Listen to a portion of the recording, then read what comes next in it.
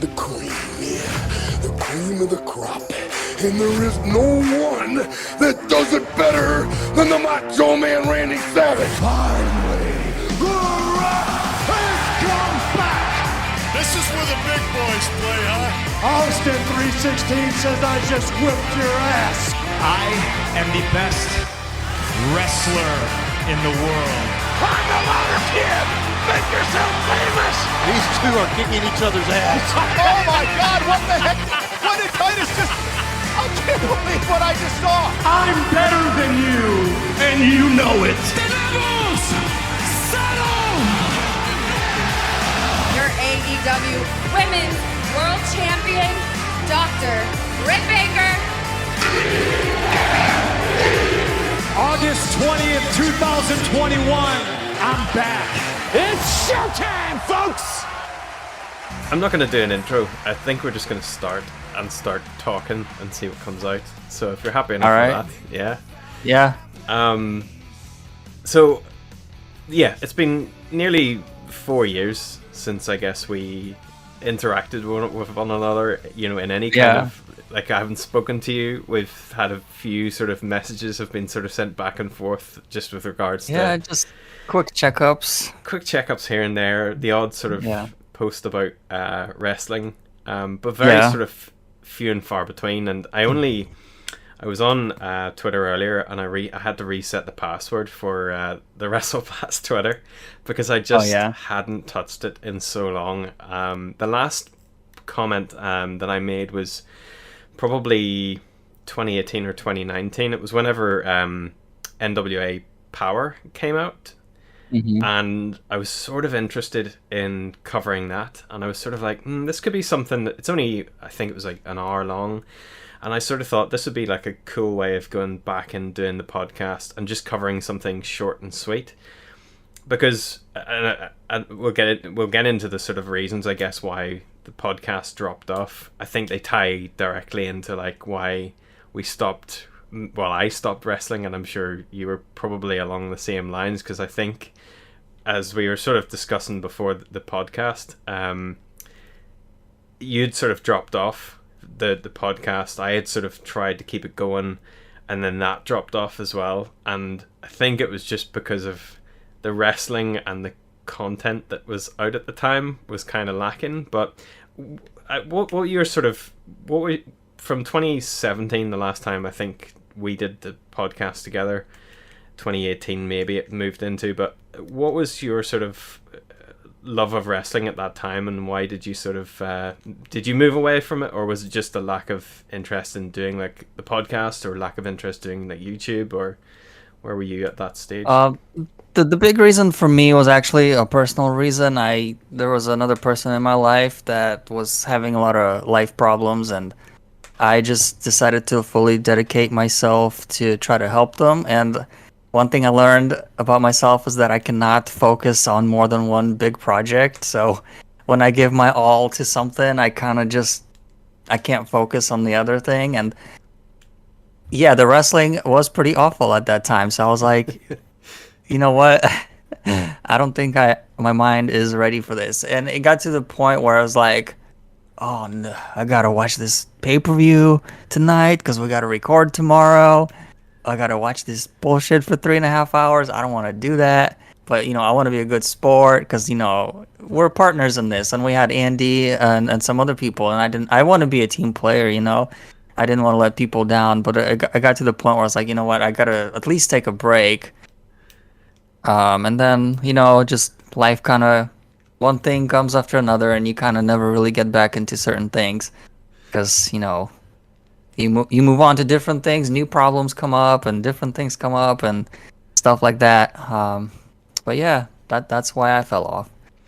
Yeah, I guess from my sort of perspective, there was a lot happening for me as well. I'll say that the majority of things that were happening at that stage were probably the same as you. They were personal.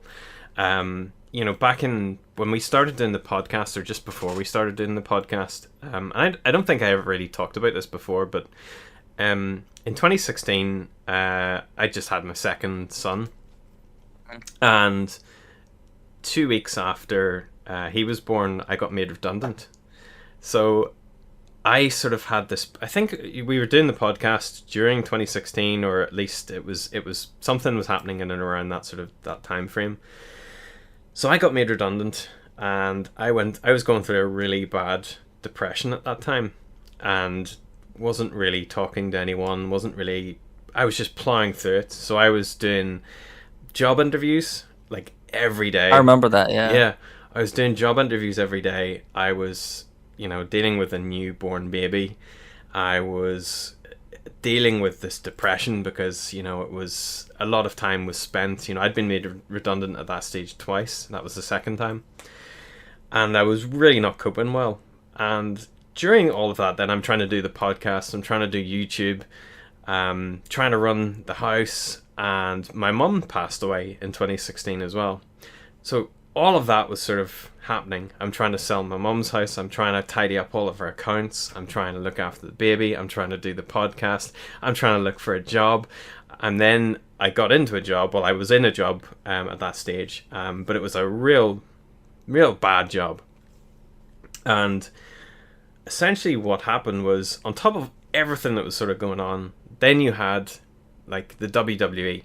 Right, and I don't want to put any kind of. I'm not sort of saying this, the WWE sort of caused me to sort of drop off doing the podcast, but in a large way, it sort of was. I had everything else going on at the time, and I sort of realized I'm doing far too much, and that wasn't healthy for me. And then the content, as you say, was it was here and there. It was all over the show. It wasn't really engaging. It wasn't really sort of captivating. The wrestling was okay, but the storylines were bad. The use of certain talents was bad. And you had the international stuff like New Japan I was watching at the time as well. But as you say, like 3.5 hours. I was looking back through Twitter, and one of the Twitter posts that I put up, I think was the last proper WWE pay-per-view I watched, was Backlash 20... It's always Backlash. It was Backlash, I think 2018 or something was the last one I watched. And one of the comments was just, I could tell just reading it that I was not happy at the time of just watching it. It was just this lack of apathy about what I was obviously watching at the time. And so it sort of seemed like it was best to let it die off at the time and sort of focus on getting myself healthy and getting back into sort of a good headspace. And the other thing I was doing at the time as well was I was going back to technical college, so I was actually studying at the same time. So you sort of have all of that. It just felt like a big bag of rocks on top of me. So it seemed like a good place to sort of leave the podcast for then and there, and just sort of, I left wrestling for, I'd say, probably a good solid year, and didn't really touch wrestling in any kind of shape or form until 2020. Well, I was still listening to wrestling, like post-wrestling, because post-wrestling had come out of the ashes of the live audio wrestling. Those guys were made redundant, so it was this parallel sort of story of those guys were getting made redundant. I got made redundant just before them, and then I was just able to sort of follow along with wrestling through them, but I wasn't watching anything at all. So when did you sort of start picking wrestling back up? When did you what was the last pay-per-view you watched, and then what was the first pay-per-view or like event you watched? So, as you know, in case we have new viewers that don't know, I actually stopped caring about wrestling around 2006. From that point, I just kind of like, I was in my upper teens, wrestling wasn't cool. I was into like sneakers and sports and like all this other high school stuff, and wrestling just wasn't cool. But I still like kept up with it a little bit. Like I knew who the people were, like Batista and John Cena and Randy Orton, all those were coming up and stuff. I didn't really start watching again until about 2015, because I heard Sting, who's my all-time favorite wrestler, was going to be in WWE 2K15, I believe. Mm-hmm. And I was like, oh god, he's finally coming to the WWE. I gotta tune in. And then I heard rumors he was going to show up at that Survivor Series. So I watched that Survivor Series. That must have been 2015. And he did show up, and I was like, oh my god, it's finally happening. I gotta watch. And then I watched his run if you want to call it that. And it was just god awful. And I just everything was like 50-50 booking. I watched that WrestleMania where he fought Triple H. I was really disappointed. And as a WCW kid, I wanted to punch the TV when I saw NWO run in to help Sting. Yes, I was like, this makes no sense. That was the most logical story to tell, was that the NWO were going to run down. Sorry, they were going to briskly walk to the ring, because none of them could run at that stage. You know, I watched that WrestleMania with Andy. I was around at Andy's house at the time. This was obviously before our podcast. And I just remember standing up in the living room and just my hands on my head, just shaking my head, just so angry. I mean, obviously, I think a lot of people that are going to listen to this would be new to us, because we only ran the podcast for, a bit of history here, folks. It was only roughly for about 2 years we ran the podcast. It was a very short period. There was only 17 episodes. But those 17 episodes were about 3 hours long on average. I was looking at them earlier; they were beasts. So yeah, that was a bad pay-per-view. But do go on. I mean, that would have bled into when we started. So we were sort of picking up at about 2016 WrestleMania, ran to 2017, 2018, and then did you stop or did you keep watching, or did you stop and then pick up at a later date again?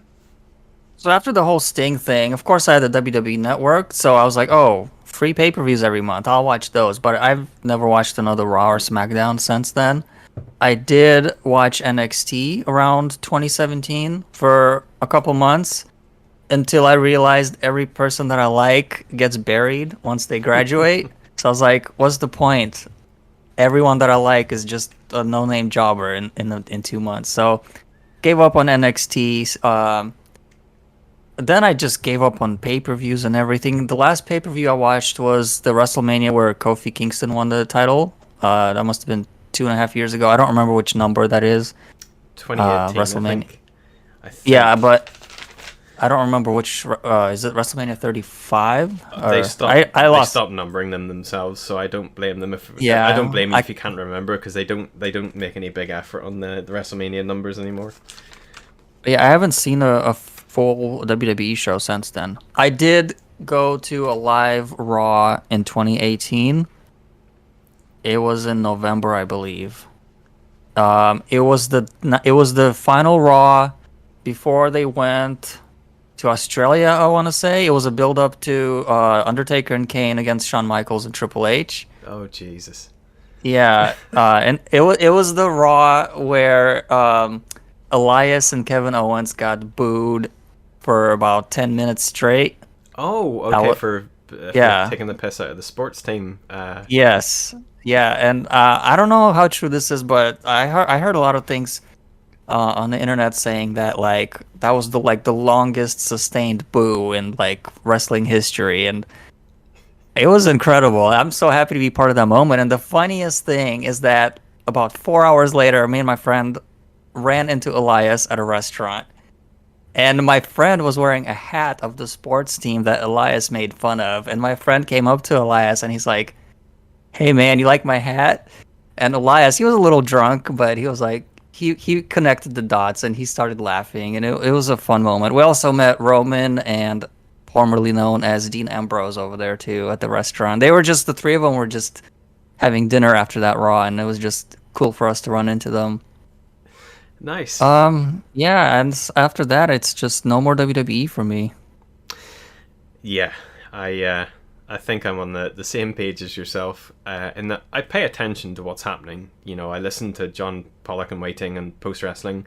I listen every Tuesday when they put out the review of Raw. I listen to their Dynamite reviews, so I keep up to date, and obviously the pay-per-view reviews that they do as well. I mean, we call them pay-per-views, but I guess they're technically free if you have the Peacock subscription, which is one of the big changes, I guess, for Americans.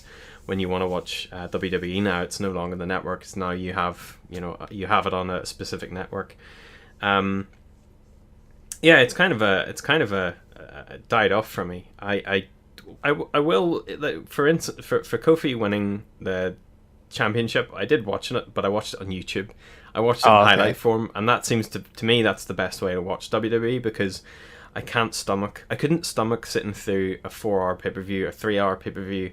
I'd even draw the line now at a 2-hour pay-per-view, because the WWE format is just so hard to watch. The camera cuts, the constant sort of ramming something into your throat, down your throat, to say, oh, this is happening and that's happening, and it's just it's just very nonsensical. It feels very childish now, which is kind of crazy, because back in like 2017, 2018, when we were doing the podcast, a lot of it was it hasn't largely changed too much in terms of like the production, in terms of like the actual character development, but there are a lot more differences in the presentation, I think, of characters. Like, we saw changes to Bray Wyatt, we saw changes to Alexa Bliss, since that sort of stage. When we were watching, I think there was a little bit more of like a grown-up sort of edge. They were still presenting the characters as grown-ups, and now a lot of the characters are seem to be made for children.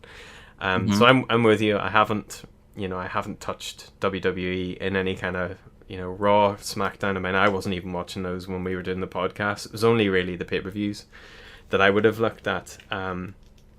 So a lot has sort of happened, I guess, since then. Now we're in a different era. So was it primarily sort of AEW then that brought you back to sort of watching, or do you watch everything that AEW does, or?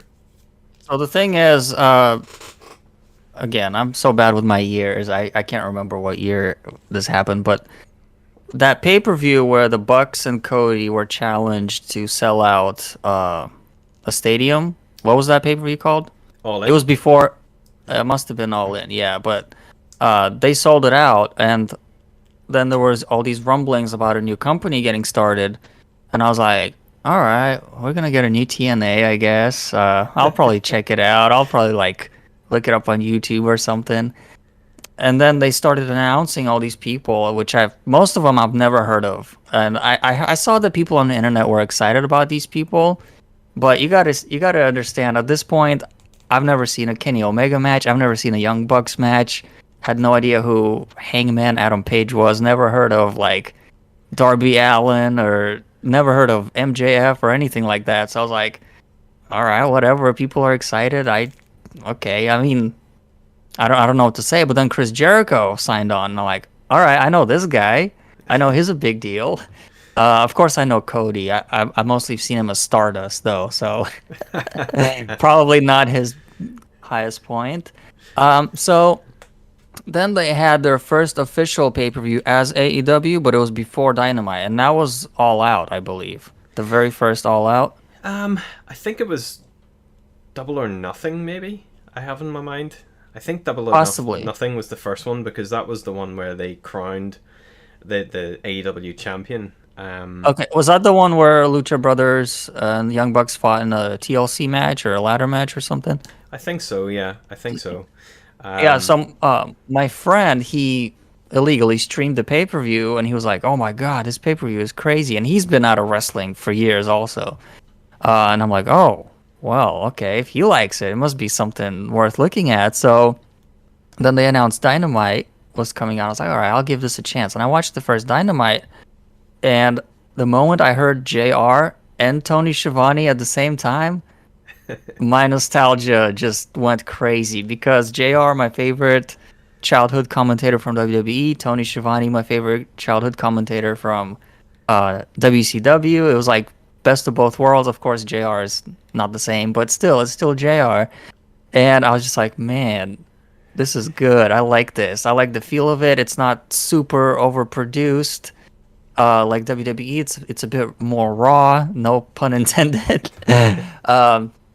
But yeah, I was pretty happy with the show, and I really want to support a company that actually has a chance of competing with WWE, because as much as I want to hate on WWE, I want them to wake up and succeed, kind of like they did in mid to late 90s. So I watched first, second, third Nitro, or not Nitro, Dynamite. I kept watching the Dynamites, and after a few months, I was like, dang, I'm still watching this. I'm still hooked. I thought I was just going to watch it for like a month and then fall off. But to this day, I've watched every single Dynamite. So I love it. It's great. There's some low points, especially towards the beginning. But recently, man, they're just crazy good. Like, my favorite period of all wrestling is probably Ruthless Aggression SmackDown. Because it had the goofy characters, it had that raunchy humor, but it also had the good matches. And I feel that's what AEW is. It has that little bit shades of Attitude Era with some of the humor, some of the characters, but at least we get like more than 30-second matches. We get real matches, and it's just like the perfect package in my opinion. Yeah, I think that I completely agree with pretty much everything you said there. I think that, you know, Tony Schiavone, I mean, that was a big selling point for me. You know, hearing Tony Schiavone's voice on television, commentating on wrestling, and hearing him falling in love with what he was doing again was like such a big thing for me to sort of, that dragged me into it, because then I was invested in hearing Tony Schiavone and listening to him watching wrestling that he had never seen before. So he would have been, you know, exactly in this your boat. He had never seen probably a Young Bucks match or a Kenny Omega match, you know. So you're sort of you're watching the wrestling and you're hearing it through somebody else's commentary describing something that they've never seen before, and the passion for like everything that he was seeing was coming through. So it was sort of dragging you in. I have a short list of stuff that's happened, I guess, since we sort of fell off wrestling and now, just to sort of highlight of just like how much, I guess, has changed, and to sort of like comment on like some of the big things, the major milestones of like, you know, what's happened in between. So like we'll just quickly look at this, going back to like 2017. So 2017, you may remember, this was when Vince had the rumblings of doing the XFL again. So he sold $100 million worth of stock in preparation for setting up the XFL again. Bobby Heenan passed away. George the Animal Steele passed away. Jimmy Murder Snooker passed away. We had, at that stage in 2017, we had news of Young Bucks and Cody starting or doing a pay-per-view, and it was based on I don't think it was just based on but Dave Meltzer had made a comment saying that they would never be able to sell out an arena or a 10,000 seat arena or whatever it was. And that was sort of seen as a bit of a challenge. So that was starting off only in 2017. It seems like it was much sooner. It seems like it was, you know, like it could have been like the last year or the year before, but there it is, you know. We had a post-wrestling launch, which was a big thing for me because I was a big fan of John Pollock and Waiting and live audio wrestling. Global Force Wrestling. Do you remember this? I've heard of it. Okay, Jeff Jarrett's a second attempt at a company. It was. So Global Force was I guess still around in 2017, and this is when Impact was going to get rebranded as Global Force Wrestling. So they basically took all of the championships from Global Force and then were going to make them into, you know, they were going to replace like TNA's Impact championships. But it all fell through pretty much on the day it was supposed to go live, or at least in the same sort of period when it was supposed to go live. So Impact ended up having stickers over their belts, over the Global Force belts, to make them Impact belts. It's such a bizarre time. This seems like it could have happened, you know, 30, 40 years ago, but there you go. It's so recent. We had Speaking Out started, which was, you know, a lot of performers, and this is just the starting phase for it because it didn't hit really hard until 2020, but we had Speaking Out just starting, so bullying was coming up, sexual harassment was coming up. We had Mauro Ranallo quitting WWE over bullying. I think he did make a brief return, but it was only on NXT afterwards. 2018, we had Braun Strowman, and this is in no order, I'll say. We had Braun Strowman and a child beating Cesaro and Sheamus at WrestleMania for the Tag Team Championships. I believe that's the same WrestleMania where Kofi won. 2018, is it not? It was, yeah. It was okay, indeed. Yeah. And I guess that's kind of, I mean, that it's that sort of decision to sort of have two super strong guys getting beaten by one guy essentially is kind of the bad booking that we've sort of come to expect nowadays of WWE. But back then that was kind of a big deal because it was such a stupid idea to do. In my opinion, it's no different than Judy Bagwell winning the tag team titles with Rick Steiner, was it? I think it was Rick, yeah. But WWE fans, or I guess WWE itself, they will never compare those two because they kind of have their own propaganda where they can't do no wrong. Well, I mean, that's it. And then obviously now we don't even have Braun Strowman. He's no longer there. So it was completely, pointless in the long run. But obviously they didn't know that at the time that they were gonna let him go. We had the very first Jericho Cruise in 2018. So that was partnered with Ring of Honor. And I don't know if you've seen these Jericho Cruises since I've seen the one they did on Dynamite. I didn't know that there was one before. Yeah, so back in 2018, that was the first one, and that was in partnership with Ring of Honor. So it was Jericho and the Young Bucks teaming up against, God knows, I can't remember now. It may be something if there's a video recording someday. Maybe we'll review it or have a look at it. You never know. Okay. We had Adam Cole winning the very first North American Championship. That got introduced in 2018. 2 years after, and I remember that myself, or maybe yourself, or maybe Andy had talked about this. 2 years after Tyler Bate was crowned NXT UK Championship, NXT UK was farted out. So it was a lot of talk around that time of NXT launching back in, I think, 2016 or 2017, after the UK Championship tournament, which I still really like. I mean, I have fond memories of watching it and going this because it was different. I don't know if I can't remember if you watched it at the time. The 2 nights I have of Blackpool. Not. Okay. No, I haven't. It was very different for WWE at the time, and I remember being excited by it. I don't know if that was foolish of me. Benno would probably say it was just, what were you thinking? Don't get excited about anything to do with the UK. But hindsight being 2020, I mean, it's a different world now. Well, I think at that point, anything different was exciting, probably. 100%. Yeah, I agree with you. I think that wanting the WWE to change over the years has been something that I had always I was waiting for. I was like, when are they going to change? When is it going to change around? When are we going to see something different? And I think that was based on the the John Cena era, where nothing changed. It was just the same thing week after week after week, and I switched off then as well. So also in 2018 we had the greatest Royal Rumble, in quotation marks, the greatest, that Braun Strowman won, and a lot of good luck did him. I think Titus O'Neil won. Oh, he did win that year. Yes, he did win that year with one of the greatest slides in the world. Yeah. I think that was the last Saudi Arabia show I watched, because at that time, it's not in my notes here, but I know that at that stage, that was when I think it was Jamal Khashoggi was murdered by the Saudi government, and they tried to cover it up.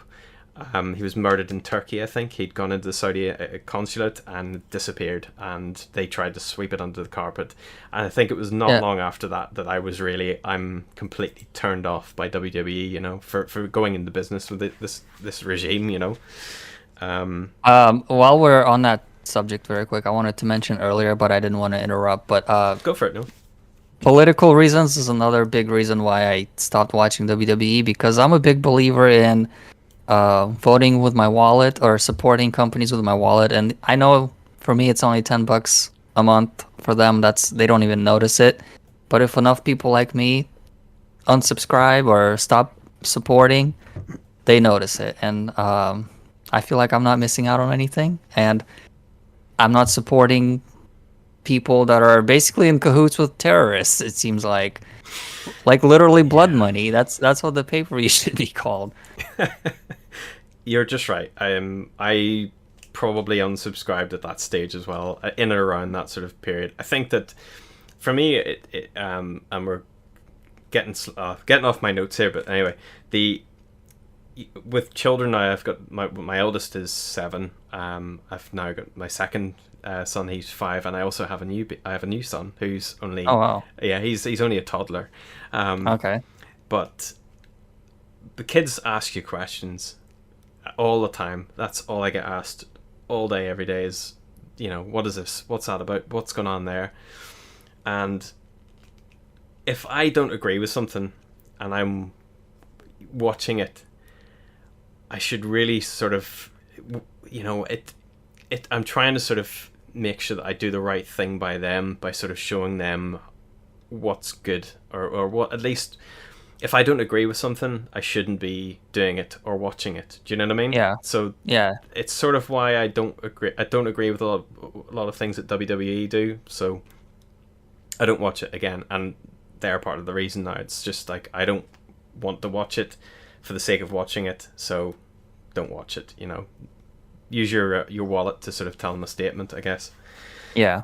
So still in 2018 here. 2018 was a long year, just by the headlines that I was looking at.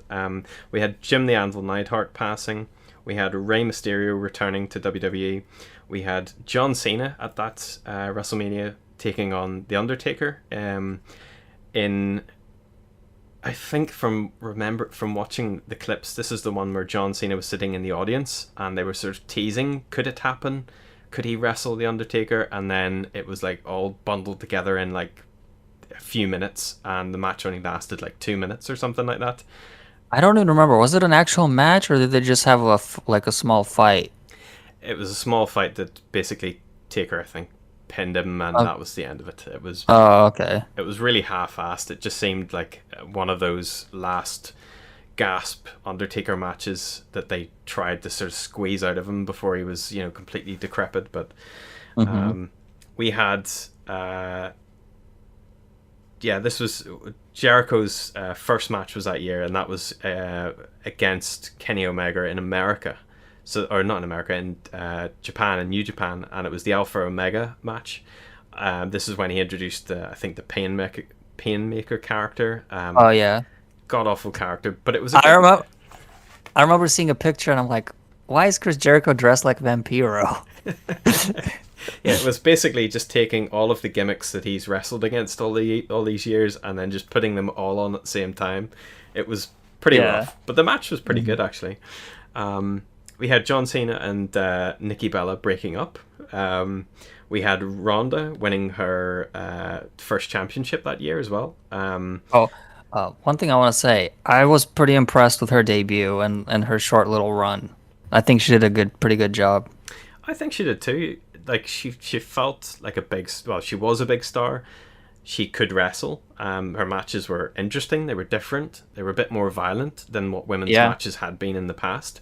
And she elevated the whole sort of women's division, because at that stage it was still just, we've got Charlotte Flair and we've got Becky and we've got Bayley and we've got Sasha, and we're just going to recycle the women over and over and over again,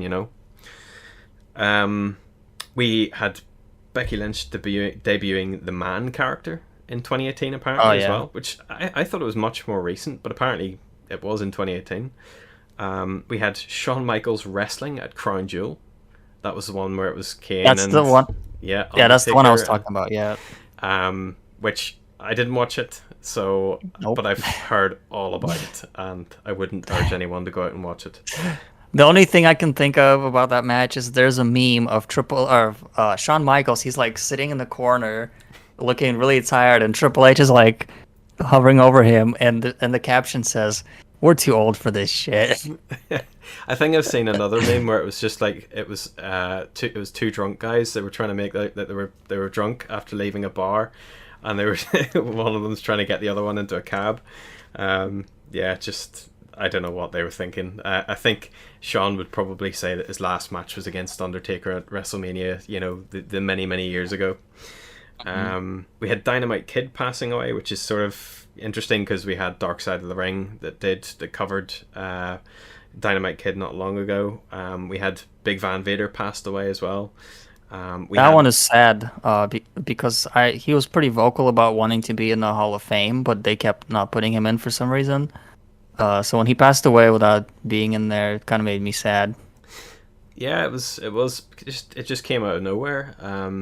Seemed like a fairly decent guy. I mean, I don't know if everyone would say the same thing about him. In his sort of last few years, he had a bit of an argument online, a bit of a tiff with Will Ospreay, where he ended up wrestling Will Ospreay in a UK based promotion, and he wouldn't wrestle him unless he was the winner, because he thought he wasn't a big fan of high flying wrestling. You can look it up online. It's a ridiculous story when you look back on it now. But a 400-pound guy that did moonsaults is not a fan of high flying wrestling. Yeah, that's true. We had AEW rumors, as you mentioned earlier. We had Kenny Omega taking on Kazuchika Okada, the fourth match that they had, and that was the one that Dave Meltzer gave 7 stars. Kind of broke his own scale, but big sort of headline, I guess. We had we had Bryan Danielson. It's still taking me a little bit of getting used to saying his actual name again. He returns to wrestling, so he came out of retirement after obviously his injury the years before. We had Raw and SmackDown getting a $462 million deal for That's crazy. The I know it's Fox, but I don't know what the other network is. They're currently on. Is it USA Network? Yeah, USA Network. Okay. Yeah. So the combined value I think was $462 million, which they're I think they're currently still sitting at. I'm not sure how it works or if they've got all of that in one big large lump sum, but that's how much apparently it's worth. I'm not really sure. We had Asuka winning the first women's Royal Rumble that year in 2018. We had the Crown Jewel Flight Chaos, which is where all of the I remember that. Yeah, wrestlers were they all got stuck. It was sort of I don't know, some kind of cosmic karma telling a lot of these wrestlers don't come to Saudi Arabia. It's just a free for all here. And there was lots of stories that came out afterwards. People were saying that that they were held there by guards, they weren't allowed to leave, and there was disputes about it. It was about money. Vince McMahon took off before the wrestlers in his own private jet and just left them behind. It's a ridiculous story. Again, that's a scary situation. That's why you don't deal with governments like that, man. Yeah, it's kind of strange, and they're going back this year as well, which is even more strange. I was gonna say they're going back. Well, I mean, it's not strange. They're getting a lot of money off of them. They're paid a lot of money to go and put on a show in Saudi Arabia, which, as we know from the first Saudi deal, it was basically it was propaganda. It was basically trying to show the West, hey, Saudi Arabia is a great place to come. We're not discriminating against women. The reality was much different, but that was then. No discrimination against women, except none of them can show up on screen. Pretty much, yeah. No female wrestlers. I think they did have one match finally, but they were like completely covered up. They did, yeah. It was Natalya, I think, with Sasha Banks, I think. And they had I remember Natalya was one, but I can't remember who the other person was. I can't remember. But it was funny because that same year we had the Women's Evolution pay-per-view, which was the first ever women's pay-per-view. And it's kind of strange that, the WWE at that stage were really pushing women's wrestling and trying to sort of promote it as this is, women's wrestling matters, and Stephanie was taking all the credit for it. You may remember she was always the one on camera saying about women's wrestling. And we haven't had one since, which is kind of crazy to see as well. I thought by now, at the stage in 2021, that we would have had something because of obviously the pandemic era we're currently in. I thought maybe they would put on some kind of network pay-per-view, but again, nothing.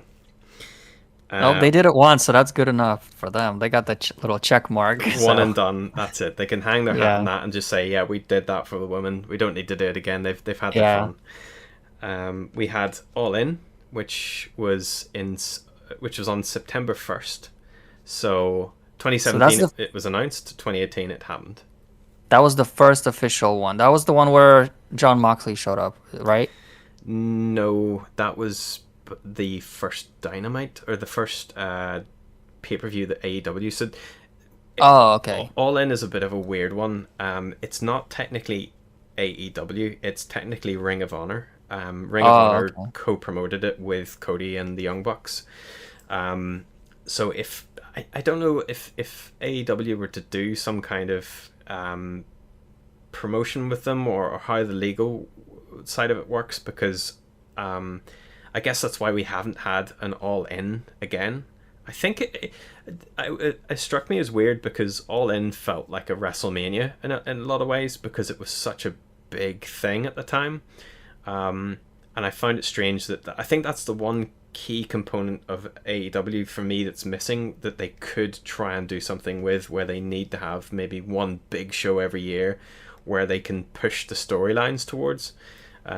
Maybe All In could be it, or maybe they'll come up with a better name. I'm sure if they could get Starrcade, I'm pretty sure they would do a Starrcade. That would be cool, yeah. Because I think Cody has said in the past he would love to have the name, but WWE own it, and they've been using it very sneakily on house shows, so that they don't have to give up the name, or it's like a movie or something. I'm not sure. When you don't use your properties, they eventually expire, and they become basically free to use. So that's why they have to use them every once in a while. That's why a lot of movie companies, they remake movies so that they don't lose the license, because hey, we made one. So yeah, it's interesting.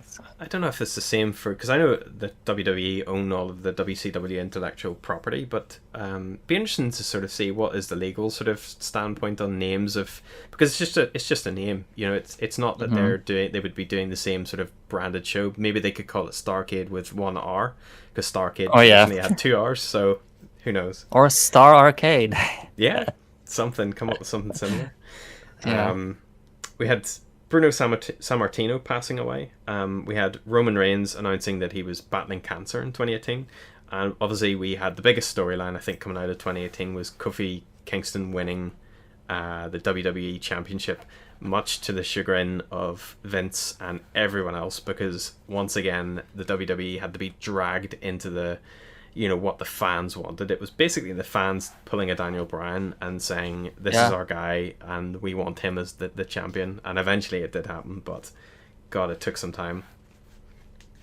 It was kind of strange, because like back in like 2008 2007 I was working for GameStop, and GameStop used to get free tickets to whenever wrestling came to Belfast. So that one of the last shows I saw was in 2008, 2009, and it was Kofi Kingston when he was teaming with CM Punk. I don't know if you ever remember that sort of weird period. No. He used to tag they used to tag together. This is when they were still marketing Kofi as being from Jamaica and not from Ghana, where he actually is from, or his family's from. So yeah, it was great to see the evolution of that character, of somebody I just thought was going to be in sort of mid card. Were you watched that WrestleMania and sort of saw it? How did you sort of feel of like Kofi at that stage? Was it kind of nice to see, or were you a fan, or not really bothered by the whole thing? So the Elimination Chamber that took place before that WrestleMania, Kofi was in it as like a last minute replacement for Mustafa Ali, I think, or somebody. Yeah, it was. And he almost won, and I remember the crowd was just so behind him, and I was getting so excited. Like it's very rare when I actually get legitimately excited about a WWE match, but unfortunately he came, I think, in second place. And then when he was put into that WrestleMania match, I was like, there's no way Vince is gonna let him win. But from what I actually heard, Daniel Bryan insisted on Kofi winning the belt from him. So that's really cool of him. And for me, I'm happy for Kofi as a person, but for me personally, a large portion of my happiness comes from our current political climate in the US, where racism is kind of full blown right now, I would say. And it's very nice to see. I saw it as a win, not just as for Kofi, but as for Black people in general. And I think that was it was a really crucial and a big moment. Yeah, I agree. I agree with you. I understand about the sort of the weird political situation that was happening back then, because I guess we were still in the midst of a Trump run, wasn't it? Is it 4 years or 3 years? Because the past 5 years have been an absolute blur. I know 4 years. 4 years. Okay, so yeah, it was 2020 he got kicked out then, wasn't it? Yeah, he started in January of 2017. He left January of this year. Unbelievable. It seems like much longer ago. He left his position. He hasn't really left. He's still causing havoc over here, so... He's still in the country. So, 2019, I only have notes up to 2020. We don't need to talk about 2021 because there's been so much happening even this year. Oh, yeah, crazy, yeah. We had NWA debuting NWA Power, which was when I was sort of contemplating going back into doing podcasting again. Reached out to a few people, thought maybe I'll do something. Never came to fruition, I guess, for a couple of reasons which are on this list. We had Tyson Fury versus Braun Strowman at the next Crown Jewel. I forgot about that. Yeah, everyone has. Yeah. We had Ashley Masaro passing away. She took her own life in 2019, and I think what this was sort of like not a catalyst for, because we've had since then. We had Daphne passing away there last month. But I think this was sort of in between the initial sort of speaking out allegations and then the next wave, which came in 2020. I think it was sort of highlighting because Ashley had, made statements in the past that she had been sexually abused at WWE, and she was bullied, and all sorts of stuff had come out about her sort of, her personal sort of situation. So it was I thought it was a big enough headline that, she gets mentioned here because I think her passing sort of, helped people sort of talk about, depression and dealing with sort of mental health. So, and it still continues to this day with Daphne obviously passing away just recently. Yep. We had Walter winning the UK Championship of Pete Dunne. We had, back in January of 2019, AEW's first press conference, which obviously you sort of touching on there, where all these names were getting announced. All these wrestlers from across the world, from like Mexico, obviously with Pentagon Jr. and Ray Phoenix and stuff getting announced. It was a big deal. So yeah, it's a big point. Those are my boys. Your guys, you're big Lucha Brothers fans. Just look at my Discord profile pic. What a year for them, but crazy to think that like AEW, this is the first, I guess, official inception point, January 2020 or 2019, and we're only in 2021, not even, at the end of it. It's not that long ago, and yesterday we had 20,000 people in a arena in New York City for AEW Dynamite on a Wednesday. Yeah, it's bananas. We had Finn Balor moving to NXT. I don't know why, but he went to NXT. We had Jim Cornette removed from NWA Power for making some racial slurs. So I was like, well, I'm gonna leave NWA alone now, because at that stage they were making some bad decisions from my perspective, where they were using some ex-WWE talent, and we see now at the moment they have things, people like Titus, I think it's not Iris, Titus, Brodus Clay, who I don't know why they would use him, because obviously there's been speaking out allegations against him when he was co-hosting a show on Fox, I think, and he hasn't really kept in shape. It's very sort of bizarre. It's sort of like the land of broken toys a wee bit at the moment. He's in shape, but it's kind of circular. Looks like a giant walking pear. Yeah, it's kind of bizarre to see. We had on May 25th, Double or Nothing, which I think is the first AEW pay-per-view, and it drew 11,000 fans and nearly 100,000 buys, which when you sort of look, to now, where we just had All Out with CM Punk debuting, they just did over 200,000 buys, which is insane. I mean, for such a short, that is massive growth in such a short space of time. We had Kurt Angle losing to Baron Corbin and retiring. in 2019, which everyone wishes they could forget, but it's still there. I honestly did forget. I think Kurt Angle could probably wish he could forget. I've heard a few comments that he's made that he thought it was maybe a bad idea, but well, Vince has got to have his boy at the top. So we had CM Punk joining WWE Backstage, which was the After Dark / After SmackDown show that they were doing, which didn't last very long. It didn't last very long because I think they got very cold feet very quickly when they were sort of you weren't allowed to say too much negative things about WWE, and that was what the whole purpose was meant to be. You can say whatever you want, and obviously it wasn't going to ever be like that. But we had Batista versus Triple H. Do you remember this? I remember him pulling the nose ring out of his nose. Yeah, and also didn't Batista trip on the way into the ring?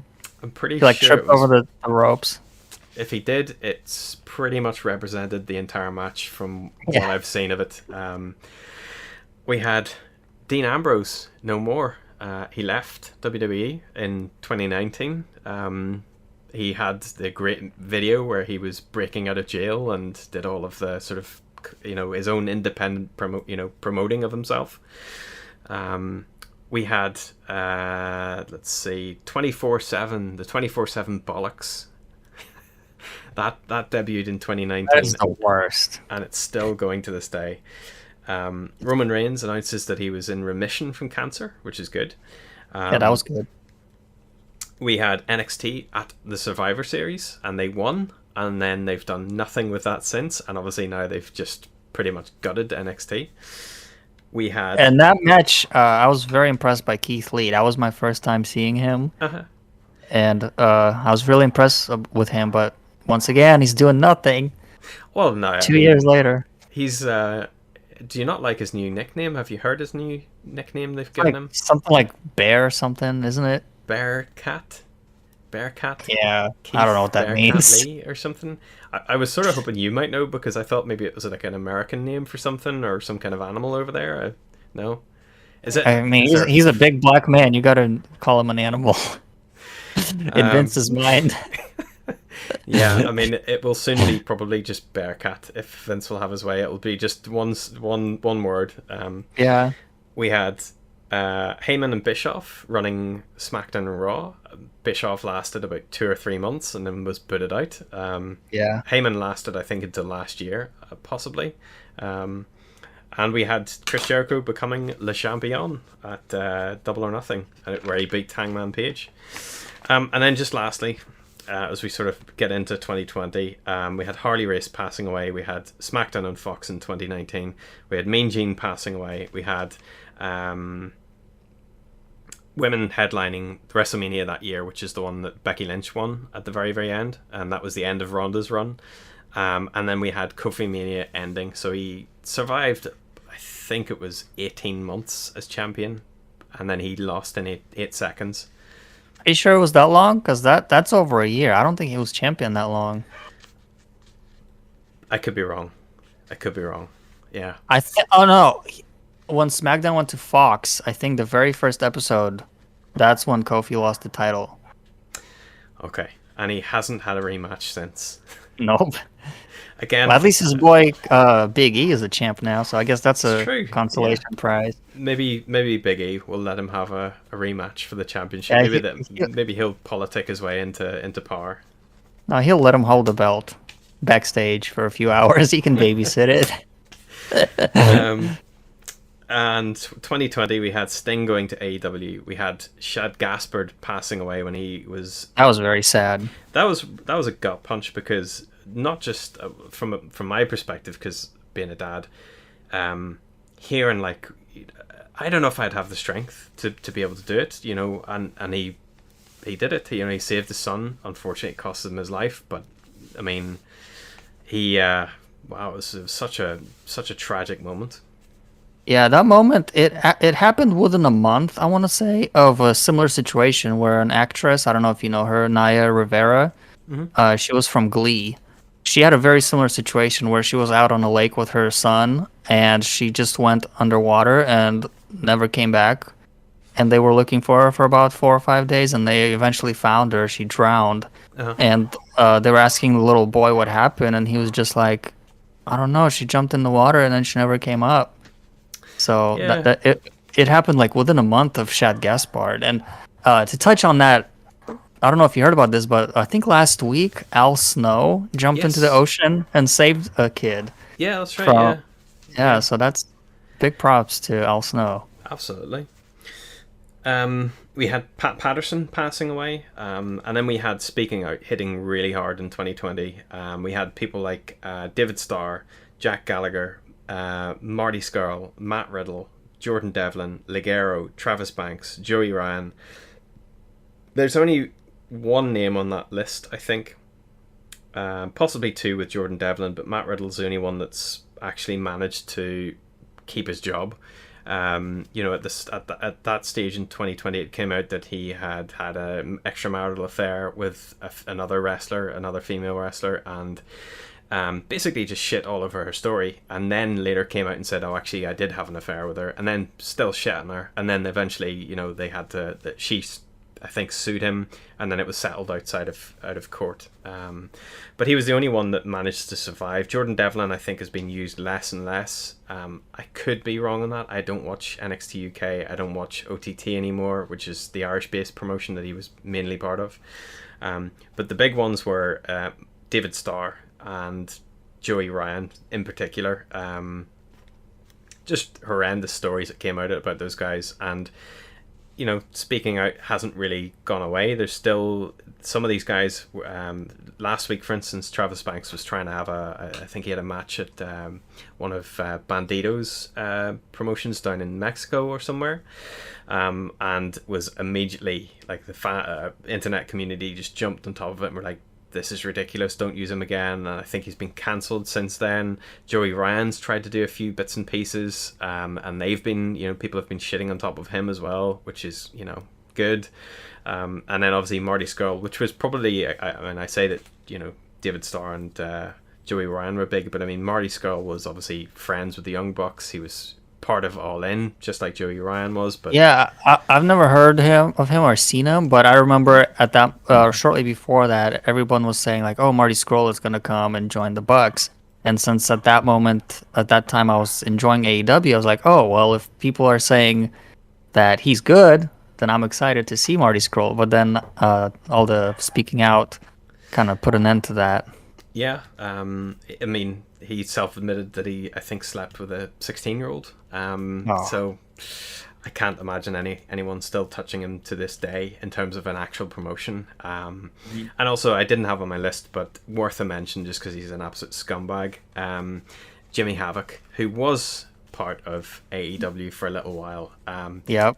The initial sort of period of AEW when I saw Jimmy Havoc, I was immediately turned off. I've never liked Jimmy Havoc, but oh really? No, but hearing the sort of allegations come out, I was glad to see that actually Tony Khan and AEW managed to actually do something about it. They didn't just sort of let it go by the wayside. They sent him off to rehab, I think, and then they let him go quietly afterwards, which I think was definitely the right idea. And I think he works for DPD now, so... Yeah, I've, again, never seen of Jimmy Havoc before AEW's, but when I did see him on AEW, I actually kind of liked him because I thought he looked cool. So I was like, okay, he looks unique, he looks kind of cool. But yeah, he didn't do much, and then... Yeah, the whole Speaking Out, they let him go. I believe he's like the only wrestler that they've actually released from contract up to this point. Well, everyone else, like Awesome Kong, her contract just expired, and then I think that was it, basically, as far as releases go. B. Priestley, I think, was the other one. Oh yes, Will that's Ospreay's right. girlfriend, she was let go. Again, there was Speaking Out allegations made against Will Ospreay and B. Priestley, based on the way they were treating some of the female talent. Not in a sort of sexual way, but it was bullying. It was basically siding with somebody who perhaps was involved or, had made some kind of... this female talent had made an allegation, and I think Will and B had made it very difficult for her to sort of get a job or work in the circles that they were working in. again, all of this is online. You can Google it if you're interested, anyone that's listening. And just to finish off 2020, we had Roman Reigns winning the championship. We had Tessa Blanchard, who was set to be a bit of a big deal. She had wrestled Sami Callihan, I think it was, in Impact, and had won their world championship. And then it came out that she had made some racial slurs and hasn't been seen since. Her dad has, obviously, but I think he seems to be a bit more able to contain himself and not use ridiculous language. WWE owns you. This is when they decided that they were going to take over the accounts of the Twitch streams for all of their performers, the YouTube channels. They wanted to control everything because they own the talent, is the way they look at it. And we had the first round of cuts, obviously with Matt Cardona and Brian Myers and all of those guys getting dumped by WWE all of a sudden. And then we obviously had the pandemic as well at this stage. So we had television set wrestling with no fans and some TV screens set up around the ring. So that's it. That's my notes. That's what's happened since we last did a podcast. There's been a lot. And there's been a lot. Just the tip of the iceberg. It is. Yeah. So we sort of find ourselves in a new era now, though. Yeah. Very exciting era, I would say.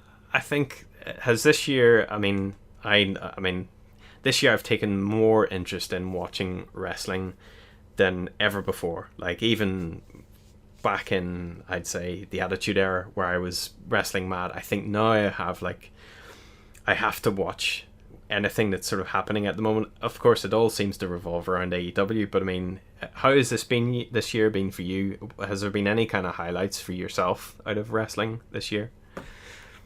For me, every week, every Wednesday, I'm checking the clock. I'm so excited. I'm like a 12-year-old. It reminds me when I was 12, coming home from school, excited for SmackDown and Raw, and I feel the same way, and I love it. You know, it's hard to be excited about things nowadays. You know, I'm getting older. I'm 30, but like Jesus, you have a while to go. That I'm turning 40 in 2 years. Oh, really? But yeah, there's the pandemic that we've had for almost 2 years, which is crazy to think about. And in America, it's a mess. Everything's a debate. You can't go outside without verbally fighting somebody about politics, vaccines, cops, black people, Mexicans, Asians.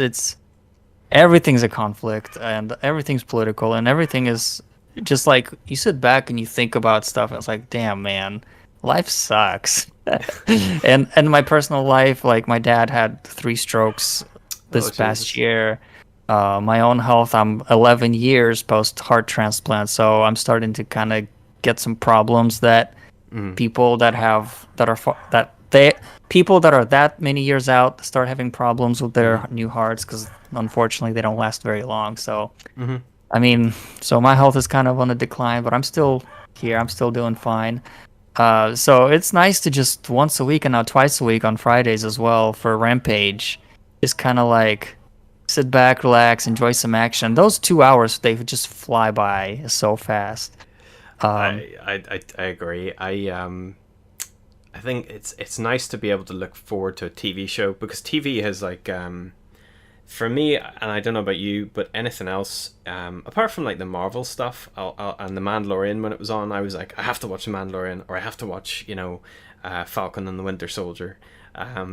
But it's very few and far between where I'll go, I have to sit down and watch something, and it's sort of appointment viewing, and I miss that. I miss like those sort of days where like wrestling was sort of appointment viewing, whether it be a Friday night where I would watch like WCW or something when it was on in the UK here.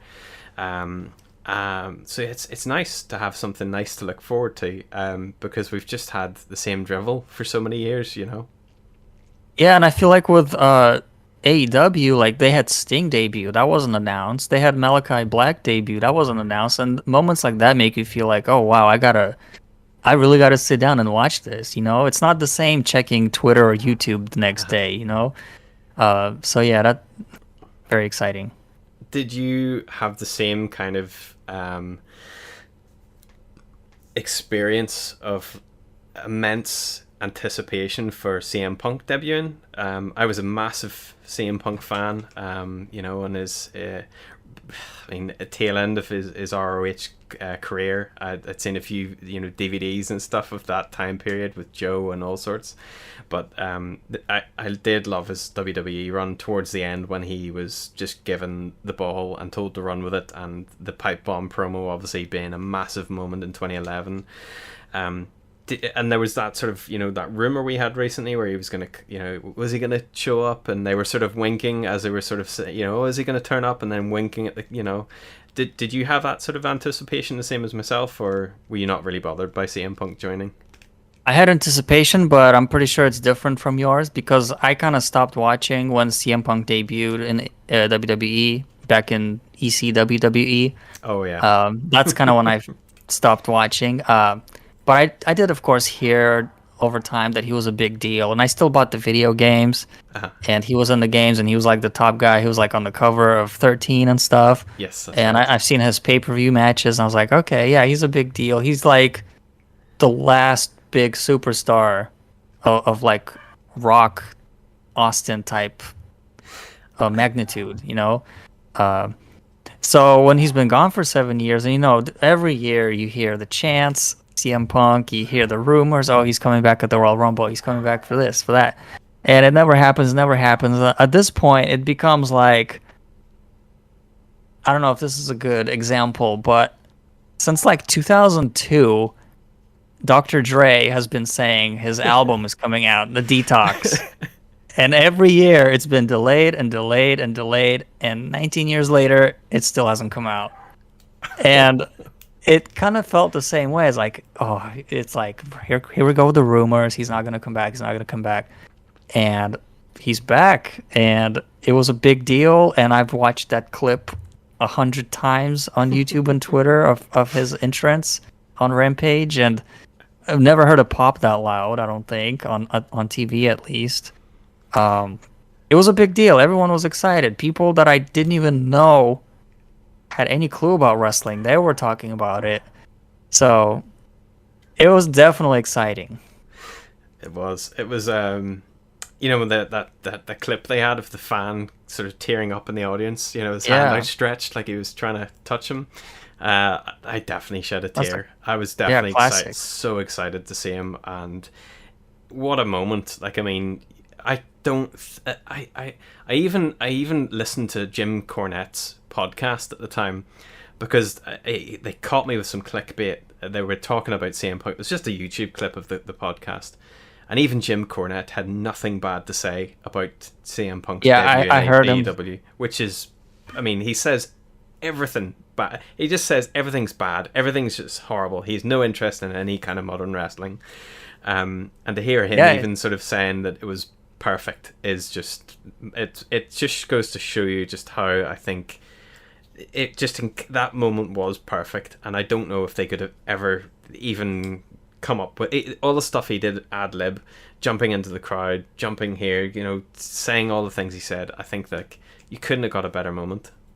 Yeah, and I didn't cry or anything, but when you almost tearing up, you kind of feel it in your nose over here. Yeah.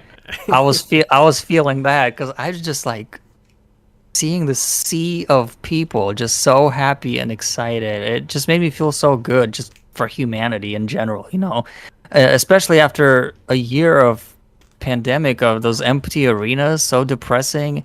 AEW has had more episodes without a crowd than with a crowd. That's pretty crazy to think about. And after all that, after so much struggle just in the world and in wrestling, to just see that moment, it was just very happy for everybody. It did. And very exciting about the future. It really is. And I mean, they followed up almost immediately, with the debuts of Bryan Danielson, with Adam Cole, with Ruby Soho. That swerved me, yeah. That was a big... It didn't feel as big a moment because I think we had sort of, at that stage, we knew that Bryan Danielson was going to come in. There was that much rumor. There was that much sort of, he didn't re-sign with the WWE.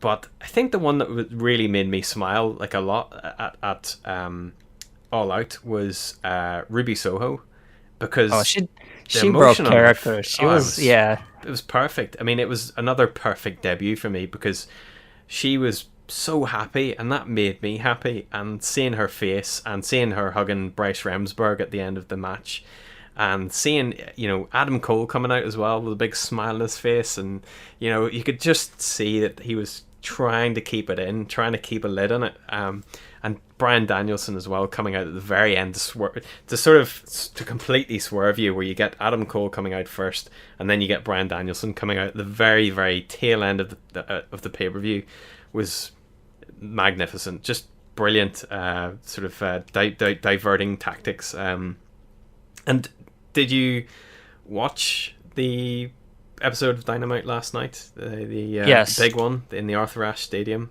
Yes. I don't know. I mean, they just keep hitting home runs after home runs. I mean, that Omega Danielson match was just magnificent. It was insane. They were just, my favorite line in that match was Tony Schiavone. He was like, "These guys are just kicking each other's asses." Yeah. And he said that was so loud, and he was almost laughing when he was saying it. I'm like, man, that's the perfect line to describe this match. Yeah, it's so nice to see, and the future. It's exciting to see what's going to happen next, and I haven't had that in years, and I think that's why now is the perfect time to sort of sit back and have a podcast again and chat about wrestling, and have this kind of ability to sort of just sit down together and vent about stuff that's terrible and talk about stuff that's great, and feel good, hopefully, by the end of our conversations, as we're going to be, you know, hopefully doing going forwards. Yes. So just wrapping up, I guess we'll try and keep our podcasts a little shorter than what they were. We're not going to go for the 2.5 hour to 3 hour marathons anymore. I think maybe an hour to an hour and a half. We're a little over 1 hour. That's not bad. That's pretty good going for us. We like to talk. Our next review, I guess, the restart of the WrestleBlast podcast. We've discussed it. We thought it was a good idea to go back in time. There's some good on the show. There's some bad on the show, namely people on the show. But all in, as we've sort of discussed, from back Which, by the way, I've never seen, so I'm excited to watch it. I thought you said you'd seen it. No? Have you never seen that? Okay. Nope. So, it's just your friend was telling you about it, right? Okay. Yes. So, 2018, September 1st, 2018, we will figure a way of watching it, finding where it lives. I don't know where it lives anymore. I don't know who owns it. I don't know how you pay for it. Maybe you can get it on the Fight app, or not Fight app, is it? I can't remember now. There's an app you can use to watch pay-per-views. Really? Yeah. But we'll figure that out. It's probably on Daily Motion. Everything's on Daily Motion. Well, yeah. I mean, it's one of those pay-per-views. I don't know where it lives, but we'll figure a way of finding it. It's probably mirror imaged, but we'll make it work. Well, we'll figure it out, and we'll be reviewing that as our first, I guess, official review / commentary on, and that will probably be within the next sort of maybe 2 weeks. I think once every sort of 2 weeks, we want to try and keep ourselves able to do this and not under pressure again, I guess. But just finishing up then, have you got anything you want to sort of plug, promote, sell? I don't really have any personal projects going on anymore, so I don't really have much to promote. But I do want to say, just for the future of our podcast and YouTube channel or whatever we're gonna do, I think we want some feedback and ideas of what we should do, because I want to do something with like video games maybe for our YouTube channel, and like maybe I can do. I know you're a busy guy. Maybe I can do like weekly Dynamite reviews or something like that, because every Wednesday night I'm like I'm on Twitter just like arguing with people all night long after every Dynamite, and it would be a good energy to put towards a video or something like that. So we are just gonna brainstorm more ideas, and we should have some variety of content, hopefully. I agree, and you work away at those Dynamite reviews. If you want to spend the time and review it, absolutely. I thoroughly enjoy listening to Post Wrestling's review on Dynamite, and that sort of does me. But yeah, agreed. Rather than going on Twitter, the mess that Twitter is at the moment with just the amount of negativity on it, I think it'd be nice to sort of hear your opinions on Dynamite and get you to sort of do a little mini podcast. And as for me, I don't have any personal projects going on apart from work and looking after 3 kids. That's a lot. That's my personal project is making sure my kids don't die every day of eating stuff they shouldn't be eating. So that's my personal project. Twitter, what's your handle on Twitter? And we'll I don't even remember. Well, while you're looking I'm pretty sure it's just Andre_Wakefield. Well, we'll put the links in the descriptions for everything. I'm at Masaro, and you can follow at WrestleBlast on Twitter and YouTube and wherever you get your podcasts from. Download, continue to support us, and let us know what you think of us. And that's us. We're done. We're out.